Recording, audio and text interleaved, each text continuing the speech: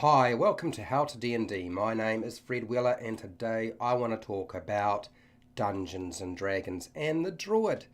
Not really an area that I'm very versatile with or know a lot about because it's a very hard class to actually understand how to use correctly, and there is a few reasons for that and we will discuss them because this video is about the best Druid Cantrips in Dungeons & Dragons 5e. I cannot tell you how much research I had to do.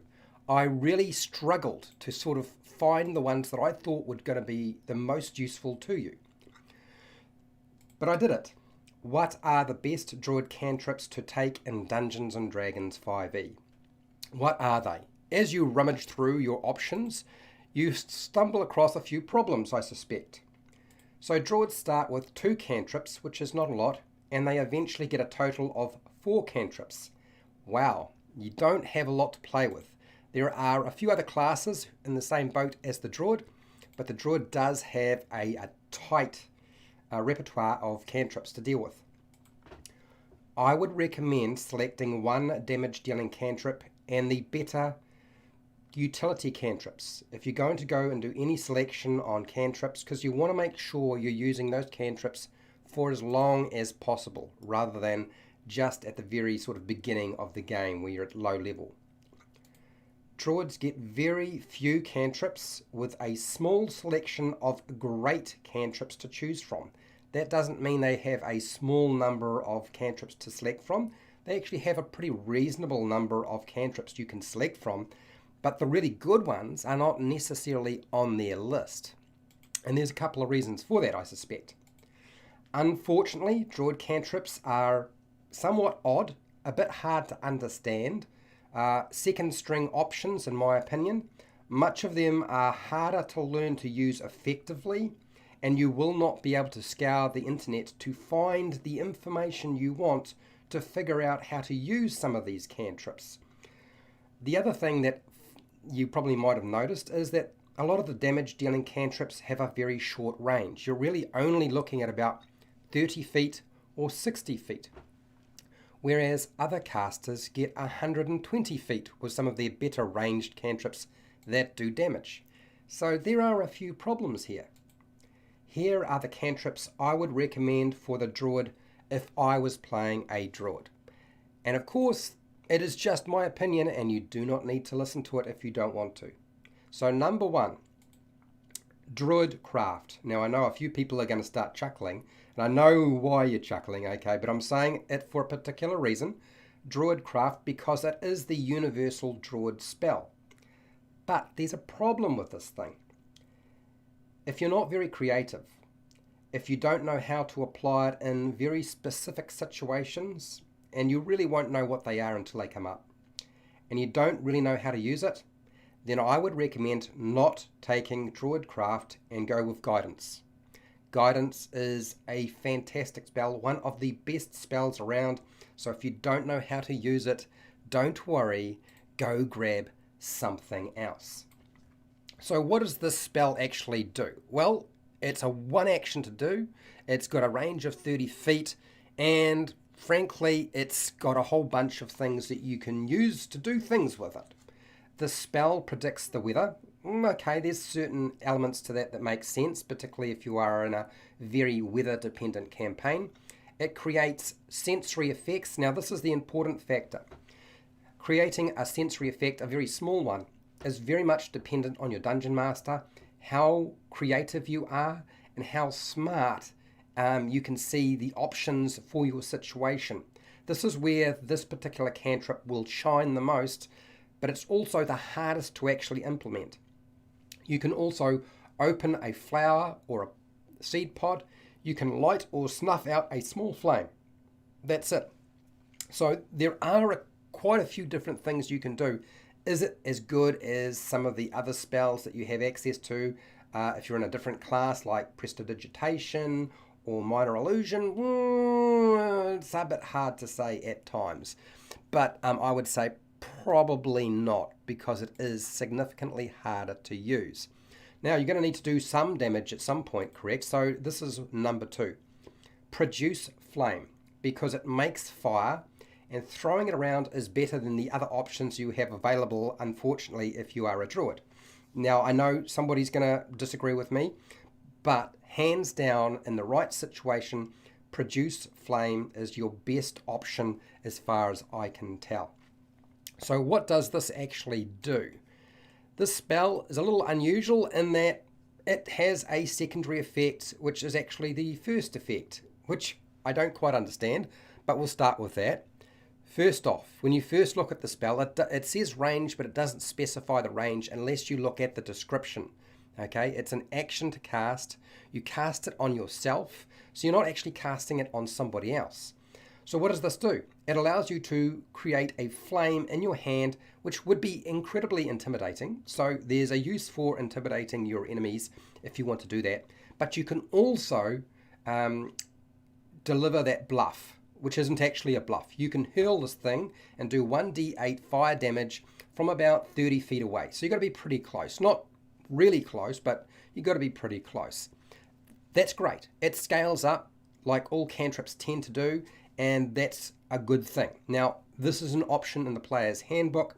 This is hands down for me the best option in terms of doing anything, because if you're a druid, you're probably not in the front line unless you have wild shaped. Okay, that's the reality of your situation. You're not really going to be the tank as such in the front line, not unless you're using your wild shape and using their hit points to soak up damage. Okay, number 3 is guidance, because you will use this more frequently to improve success on a wider range of tasks than any spell you can possibly imagine in the game, and it's really simple to use.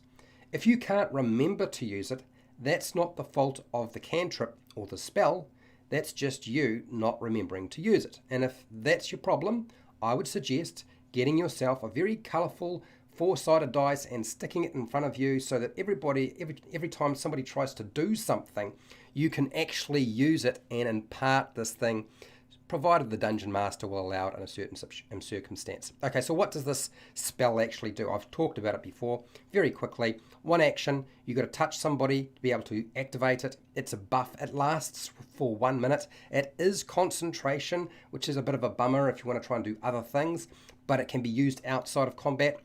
You add 1d4 or a 4-sided dice to any ability check or skill check, and that includes initiative, which is a bit hard to do sometimes, for 1 minute. So it's a really good spell, very useful in many different circumstances. Okay, number 4 for me is going to be Mending, because you can repair mundane and magical items. Now, I know a lot of people are going to say, well, very situational. Yes, it can be very situational, but when you need it, you will definitely need it. And not everything can be repaired with any kind of proficiency in tools. Sometimes you have the right proficiency in a tool. Sometimes that won't even make any difference because you're dealing with a magic item. And repairing magic items doesn't come up a lot, but when you need it, you will definitely need it. But it is one of those cantrips that can be replaced with alternatives. So what does the cantrip actually do? You can repair a break or a tear no larger than 1 foot. 1 foot's quite large, okay? It won't allow you to repair an entire castle, which of course I'm sure players will want to do at some point, but no, that's not going to work. It's still a good cantrip. Now, when it comes to the player's handbook, and I'm really only covering cantrips in the player's handbook right now, there really aren't good alternative cantrips in the player's handbook outside of the ones I've discussed. Now, I know there's going to be a discussion about Shillelagh. So let's talk about Shillelagh. Shillelagh gets you a magic stick. Great. Okay, you've got to have something you can cast it on, which is fine. That's not usually an issue. You make sure you have a quarterstaff, a club, anything that you can actually cast the spell onto, and it becomes a magic weapon, which is great. It's good below level 5. When we get to level 5, it's not so good, because guess what? Shillelagh does not scale up. Okay, it will not scale up. It will not keep up with the other damage dealing cantrips that you have. Yes, it is still classified as having a magic weapon, which a lot of the other spells aren't really classified as. And of course, Shillelagh will get past a lot of damage resistance and damage immunities that something like Magical Fire or Fire can't get past. Absolutely, I would agree. But there are still better options than something like Shillelagh. So what would they be? I would say there are two that come to mind, and that is Thorn Whip. It's a better option. Even Poison Spray, which is incredibly hard to use, still better options if you're using the player's handbook. If we go outside the player's handbook, that changes things quite a bit. Okay, and I want to discuss some of the options that I saw and thought were going to be really good for you to use.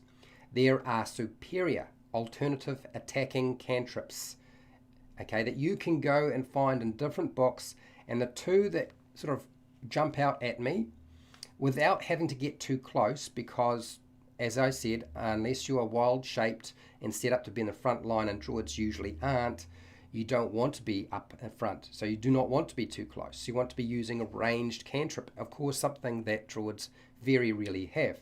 But something like Create Bonfire and Frostbite, if you can get access to them, are good, because they have a longer range of about 60 feet and do some damage, and they also have an effect in the battle.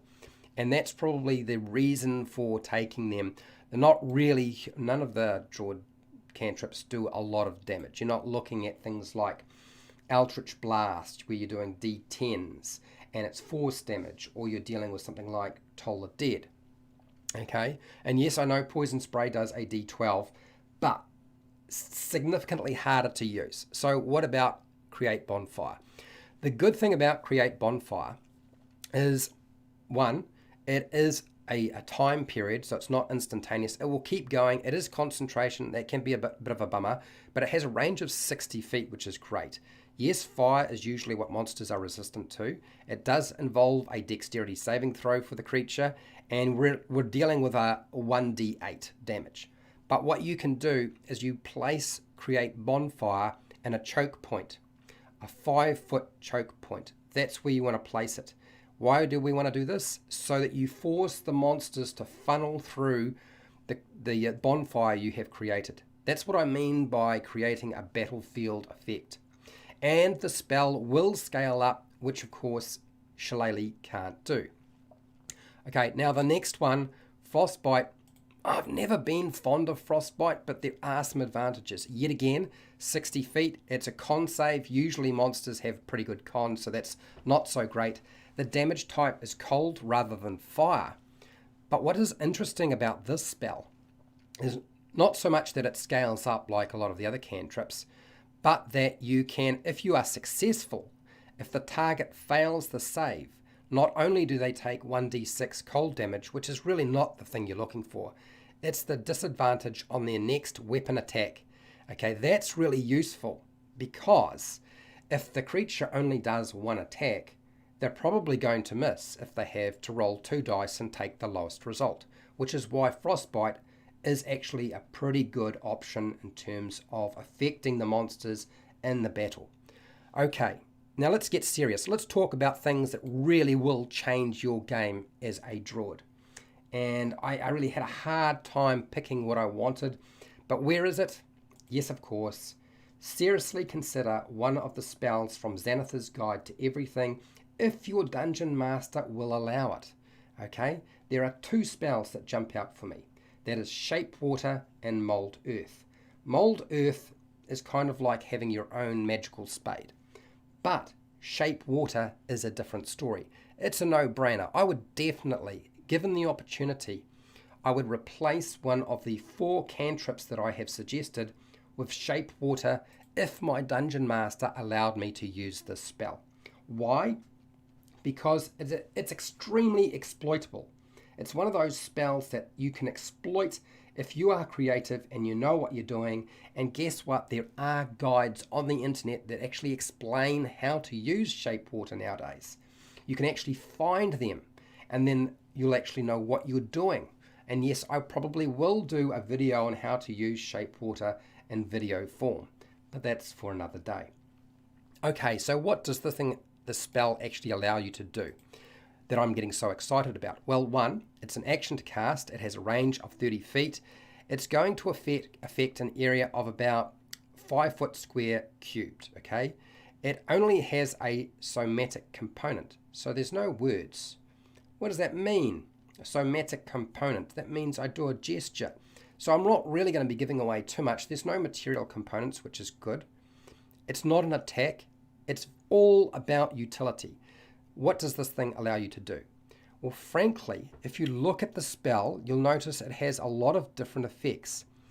You can actually affect water.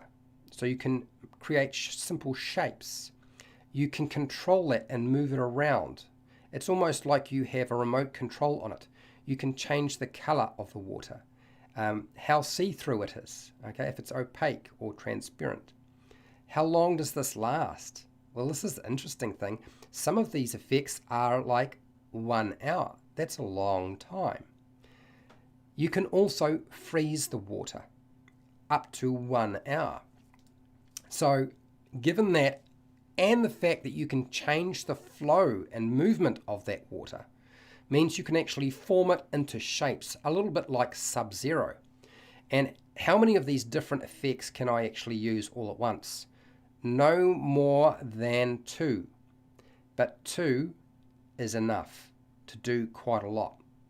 Okay? The water on the ground, you're going to change its shape, and 5 foot space is going to have pointy sections of water produced. That's your first effect. You freeze it, and now you have difficult terrain that somebody has to walk over. It's spiky ice. Spiky ice for somebody who has to deal with bare feet. So it's actually got a lot of different uses. You can actually create a sculpture out of it, alternative targets. You could even create cover for yourself in a place that has no cover, provided there is a water source. So this is why I really like this spell a lot. It's definitely one of my favorites. Mold Earth is great, Shape Water is better. Okay, let's talk about some of the things that are a bit of a bummer when it comes to playing a Druid. Druids miss out on probably 3 of the best cantrips: Minor Illusion, Mage Hand, and Prestidigitation. This is a bummer. It really is, because they are really good spells. Does that mean that your options like Druidcraft make up for that? Probably not. The spells that I just talked about, Minor Illusion, Mage Hand, and Prestidigitation, are significantly easier to use. This is why the Druid is by far one of the hardest classes to actually play, and when you're selecting your cantrips, it's even more frustrating because you're really not too sure what to do with them. Now, if you found this video useful, fantastic. I have a series of videos on the best cantrips for all of the classes now, and you're welcome to go and check those out. You'll find that in a playlist called Dungeons & Dragons Spellbook, or the Spellbook for Dungeons & Dragons 5e. I have hundreds of videos for players and Dungeon Masters that discuss every aspect of Dungeons & Dragons 5e. Players, Dungeon Masters, you will find what you need there for sure. If you want to support the channel so I keep doing video content like this, you can do that through Patreon, where you get access to the notes that I actually write for all of my live streams, and all the live streams, if you can't find them later on, they are always up there as well, plus a few additional bits and pieces. I also have affiliate links to Amazon down in the description, where you can buy stuff and I get a small commission. I have a merchandise shelf underneath all of my videos. Otherwise, just watch my videos, that's fine. I don't have a problem with that, that's good too.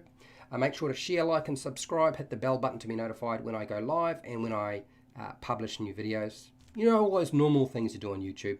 And hey, till next time, keep rolling those 20s.